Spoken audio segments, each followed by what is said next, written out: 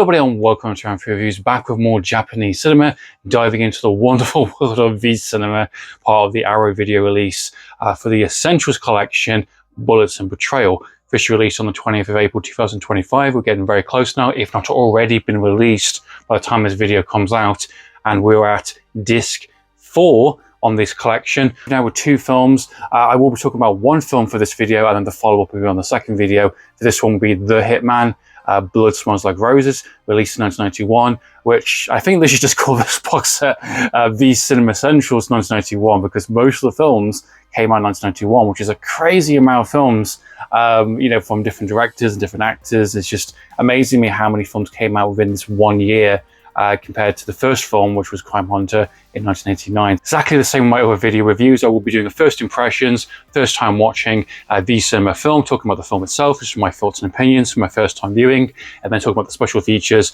afterwards as well. The Hitman Blood Smells Like Roses, released in 1991, directed by Terry Ishii, which is a real big famous Japanese director that's done quite an extensive body of work from the 60s going all the way to the obviously now 90s, of course.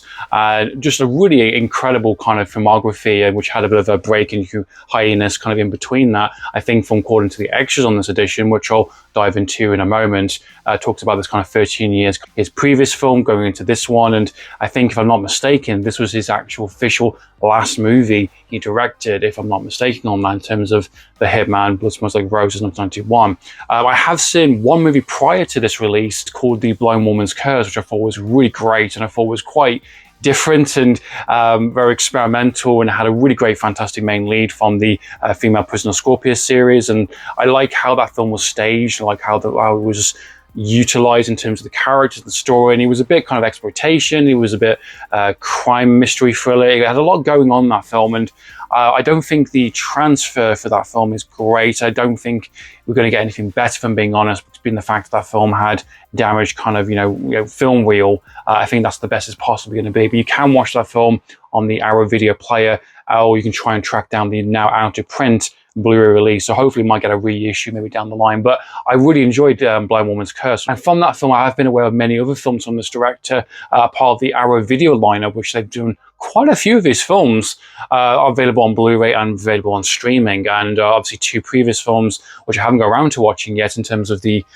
Prisoner Wall movies and the Executioner movie, which I think you did the first one with Sonny Chi. So 2 films again I've got access to, which I haven't got around to watching as of yet. So definitely a very big influential director that's dived into many exploitation cinema from his kind of, you know, bread and butter for most of it, and then done more dramas and done kind of more thrillers and in places. So definitely has utilized different genres and dipped his toe into different areas. And now, that being said, with The Hitman Blood Smells Like Roses, giving my first impressions, first time watching, I felt the film was fine. I thought it was just a decent film. I didn't think it was anything particularly that amazing, if I'm being honest. I felt it quite boring, if I'm being honest, towards the middle act of the film. I think it starts off pretty good. I really like the scoring of the film. It's kind of got that kind of really sad kind of energy towards it, in terms of this lonely kind of, you know, character that's basically had a tragedy in the past with his girlfriend slash fiance basically being held as a hostage in between basically a gun shootout between 2 rival yakuza type families, and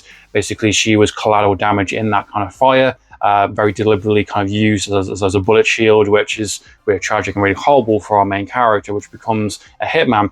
You find out more about him as the film goes along. There's a bit of a mystery in terms of who he is. He's off the radar. We don't know who this person is, but he is someone out for revenge. It's got that kind of Death Wish kind of feel towards it, potentially the type kind of feel towards the first introduction of the film, I would say, in terms of how they introduce his character being the kind of the wandering the nights, which I think is really cool, the scoring, and then basically killing 3 members of a yakuza family during a really horrible act, basically kind of raping a woman, you know, basically in the middle of a kind of a back alley kind of area kind of thing, essentially. And you know, he's very kind of collected. He doesn't really say too much. He's very shy, as many of the women point out in the film. And he's just kind of got this really cool kind of slick look. In terms of his performance, in terms of his character, I think he's fine. I think he definitely stands his ground in terms of his kind of principles. He doesn't care about necessarily about sleeping with a woman or basically getting involved with anyone. He just wants to kind of find a way to basically screw around these 2 families and get his revenge. And, you know, it's very untraditional, I would say, in some places. It doesn't go the typical Yakuza Japanese route that I would usually expect to see within a Kenji Fukusaka film. It definitely has a lot of downtime in places. Definitely the character is a wandering kind of hitman, essentially, and I like the initial introduction where he basically assassinates two kind of family members from evil rival gangs and basically kind of pivots against each other, wants them to kind of screw around with each other and kill each other off, which I think is a clever tactic when you're just a one-man army, essentially.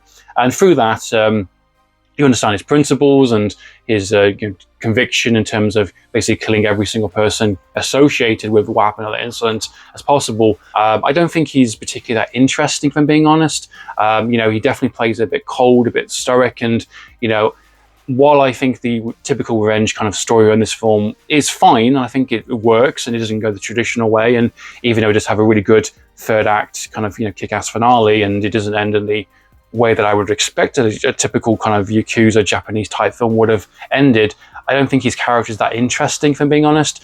What the film tries to do instead is play upon the villain characters, have more of the supporting roles with some of the other supporting women, and kind of beef up the kind of the drama and the intention from their point of view compared to what he's doing, which I think what he's doing is fine.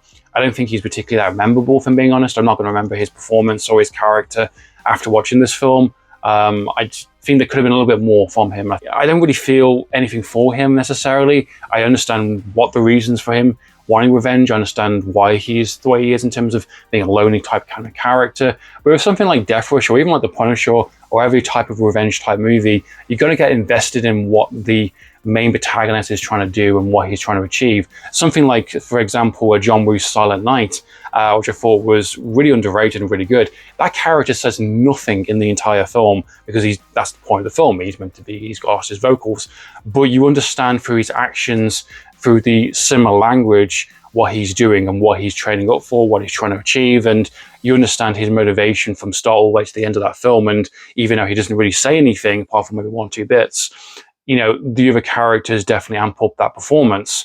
But I think the cinematography and how it's utilized in terms of the action and the intention of that film makes it investable and makes it very interesting. And you understand when he's vulnerable, when he's sad, when he's angry and pissed off. You get those different types of emotions through the camera lens and through what the film's trying to go for. Within this, it's just a lot of him walking around and not really doing too much. And he kind of has a small altercations here and there.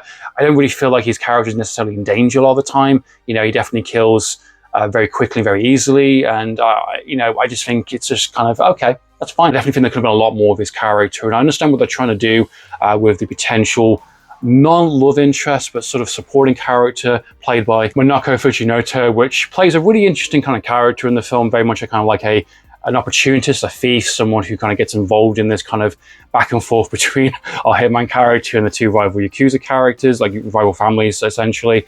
And she kind of gets wrapped up in this. And she represents basically a longing kind of love interest. What she represents is essentially the chance for love again, or maybe a character that reminds her of his wife, his girlfriend, essentially, at the time. That never really blossoms or really never does anything with it necessarily. It just kind of implies a few things, but I think it's a bit of a missed opportunity. I think that could have come into it much early. I think that kind of having that dynamic back and forth could have been quite interesting. It could have been the crux of the film. Maybe have her come into it much more early than she actually is. Get involved in basically the kind of drama that's going on. Maybe she has some stakes in it in terms of her past. Maybe she wants to get out of Dodge, and maybe her life's been threatened, which she does get threatened in the film. But maybe there could have been a bit more of a connection between a lone wolf kind of, wandering kind of hitman versus a woman in crisis, someone who has got herself into a bit of hot water. Surprised me about this film, and I don't know if it's a good thing or a bad thing, but I kind of expect it within a lot of these cinema films and many other films, like exploitation-wise in Japanese cinema. There's a lot of excessive nudity and a lot of kind of sex scenes in the film, which is fine for what the film is, adding that kind of world of, the Yakuza life and drugs, violence, guns, all that kind of stuff. But surprisingly, there's not really any gunplay or any action necessarily, which I understand, that there can be few and far between, and there definitely is in this film for sure. I'd say there's about 3 or 4 maybe in the entire film, the big one being, of course, the third act of the film. I just think there's a lot of that in the film in terms of the kind of explicit nudity, which, is fine, but it doesn't really add much more than just that, essentially. It just kind of feels like a lot of wasted time. It feels like, okay, I understand the film's trying to go for a bit more of a sleazier factor, which is good for the box office in terms of the audience appeal, and you can sell that box as well, that sexy artwork. But in terms of what the film ultimately is trying to do, it just kind of wastes time. It's an hour-and-a-half movie, and I feel like a lot of the film is just a lot of fluff. I definitely think there's definitely a lot of potential in the film. There's a kind of a police detective character called Dick, which is a crime historian, dictionary kind of character, whatever you want to call it. Someone who's very hot on the kind of hitman's trail, and just like kind of, you know, investigation aspect in terms of the roads being left at the graveyard, and he understands who this character is and finds out his background, and that's good for the audience to kind of find out more about him as the film goes along. And again, another character which I think is quite interesting, but isn't really going to get fleshed out that much, and there isn't much in kind of internal conflict. It feels like a police detective character that was just brought in just for mainly kind of exposition without necessarily saying it. Just someone who can just reel out what's going on in the film and understand a bit of the background, and that's it. That's his purpose. He doesn't get into kind of any scrapes. He doesn't get too close to the comfort, essentially. There should have been a little bit more of that very early on. I think they could have changed the dynamic on that. So very similar to the kind of the semi-love interest, not a love interest, and the detective character, and alongside the friendship he has with this kind of politician, I think there's a lot of missed opportunity. One thing I want to say straight away is that end credit scene is like, what's up with that? What's going on there?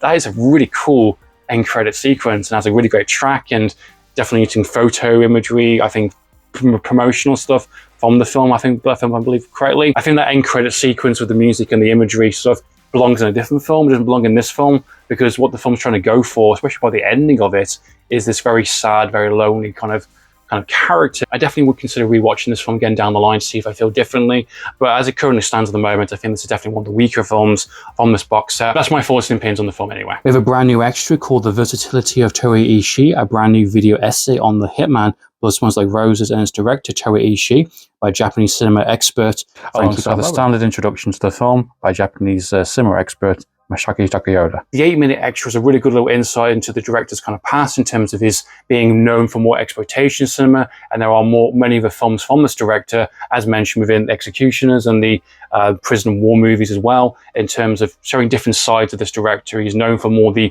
violence, the exploitation, the sleaze and the sex and the violence, but there is more other sides to that director as well, which is what the extra is talking about, and dives into more examples throughout the 60s going into obviously V Cinema during the 90s, and how this film positions itself within that kind of filmography from that director, which I think is quite a nice little insightful kind of extra. It really kind of adds a bit more into what this film represents ultimately for the director and what he was trying to do. And it's a really good little extra from Frankie Balboa, which does a lot of active videos on Japanese and Hong Kong based movies on YouTube. I will put a link in the description below for him if you want to check out his channel, but definitely check out that review for sure. As standard in all the films, you get a theatrical trailer and you get an introduction to the film itself, which is about 3 or 4 minutes this time around, which I think is, again, still spoiler filled in terms of some of the violence and some of the death scenes, but keep that in mind if you are checking out that introduction, but adds a bit more, again, to some of the actors and who the director was, and adds a bit more of what this film placement was within the V Cinema scope, and who the director was and who the stars were, and adds a bit more understanding of who these people are and why they were making this film, which I think is quite interesting. So I'd love to know your thoughts and opinions, guys. Please comment down below. So in the meantime, guys, Amphlett Reviews, signing out.